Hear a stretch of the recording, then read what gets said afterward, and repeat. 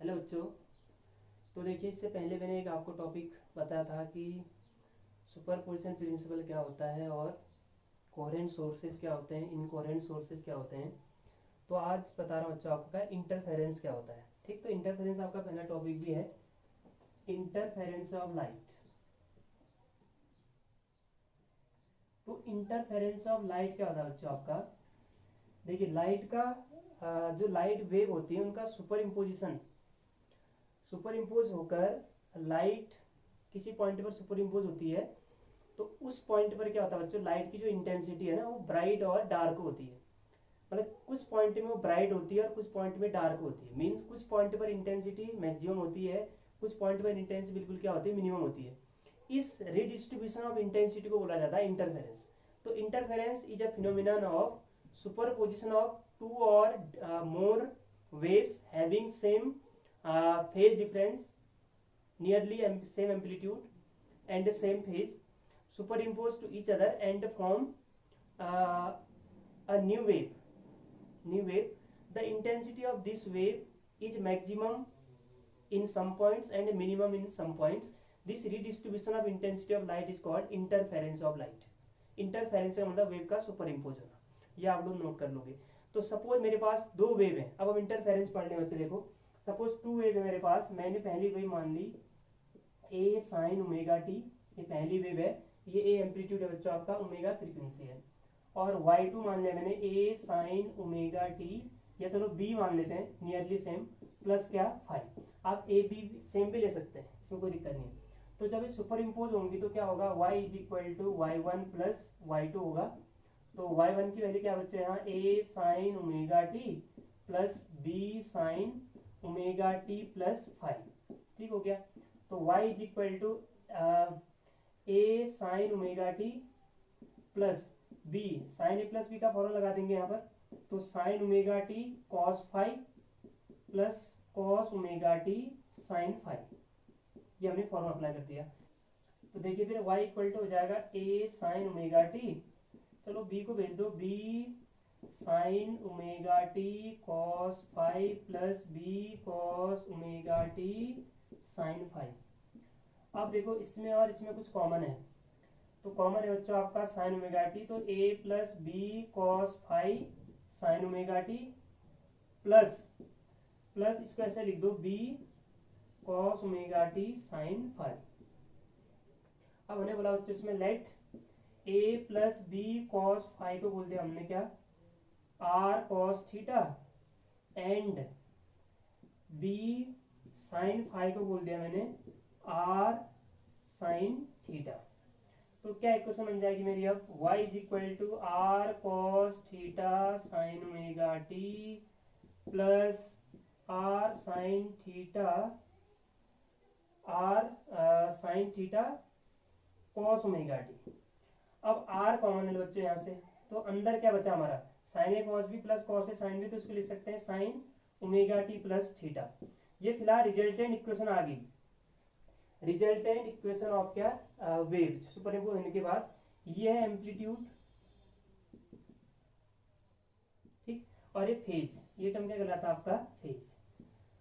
अब हमें इंटरफेरेंस जाना कि क्या चाहिए, हमें आर की वैल्यू चाहिए। तो आर के लिए एक काम कर लेते हैं, हमने जो एज्यूमशन माना है इसको बोल देते हैं बच्चों आपका इक्वेशन वन, और इसको बोल देते हैं equation two.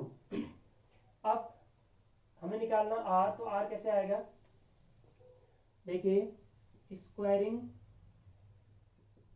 And adding equation one and two कर दो, इक्वेशन वन एंड टू, तो क्या आ जाएगा, ऐड करेंगे तो इनको, यह आएगा बच्चों आपका आर एच एस में आएगा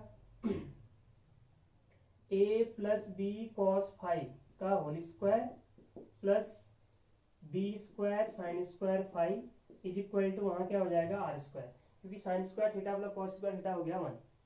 अब a प्लस बी का होल स्क्वायर ओपन करो, a square plus b square cos square five plus two a b cos five plus क्या हो जाएगा यहाँ पर, b square sine square five is equal to are square. अब फिर इन दोनों में कॉमन है तो इसकी वैल्यू वन हो जाएगी, a square plus b square plus two a b cos five is equal to are square.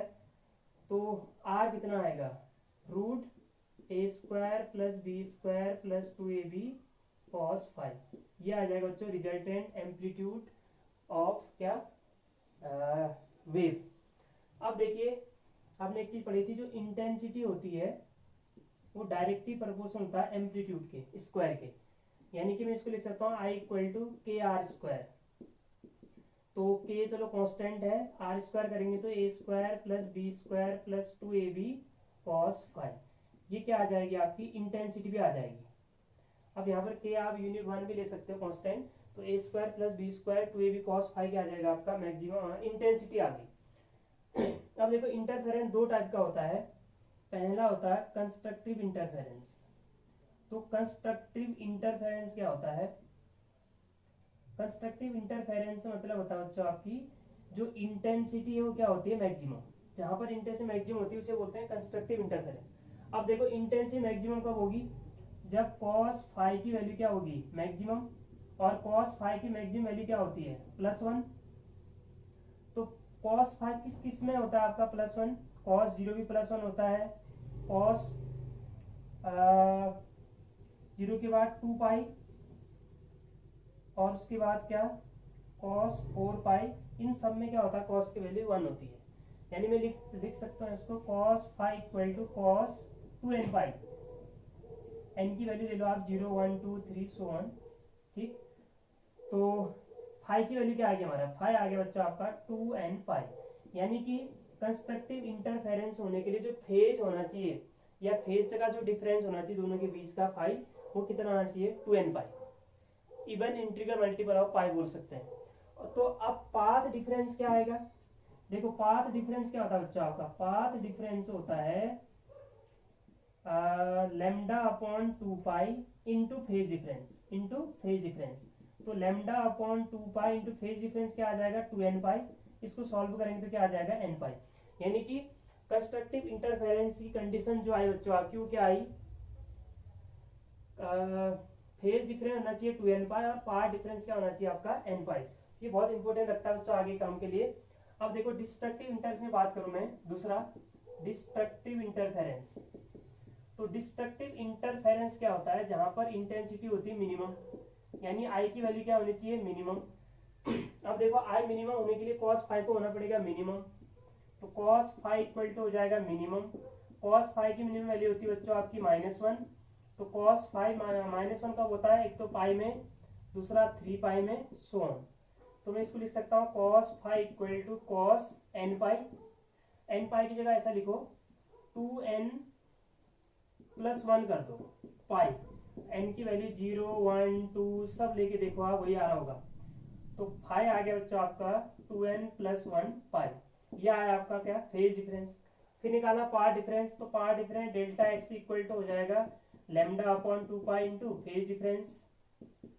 तो lambda upon 2 pi, phase difference कितना है 2n + 1 पाई। पाई से पाई कैंसिल, तो पाथ डिफरेंस आ गया लैम्डा अपॉन 2 इंटू 2n + 1। इसमें आप n की वैल्यू रखते जाओ और आपको डिस्ट्रक्टिव इंटरफेरेंस वाले पॉइंट मिलते जाएंगे। यहाँ पर n की वैल्यू रखते जाओ, कंस्ट्रक्टिव वाले मिलते रहेंगे। तो दो चीजें मैंने पढ़ाई बच्चों आपको, देखो फेज 2n पाई और आपका पाथ डिफरेंस n पाई कंस्ट्रक्टिव के लिए, और डिस्ट्रक्टिव फेज 2n + 1 पाई या 2n - 1 पाई भी हो सकता है। ठीक, और यहाँ λ/2 2n + 1 है 2n - 1। तो मैक्सिमम मिनिमम की दो कंडीशन या कंस्ट्रक्टिव डिस्ट्रक्टिव इंटरफेरेंस दो मिनिमम दो कंडीशन। ठीक है, और भी चीजें इसमें आगे बनेंगे बच्चों के इसमें। ठीक, तो इंटरफेरेंस मैंने समझा, इसका हल्का सा डेरिवेशन आपको समझा दिया है कि क्या कैसे हम लोग ये वर्क करते हैं। ठीक है, इसको आप नोट करेंगे, इसको स्टडी करेंगे। Thank you.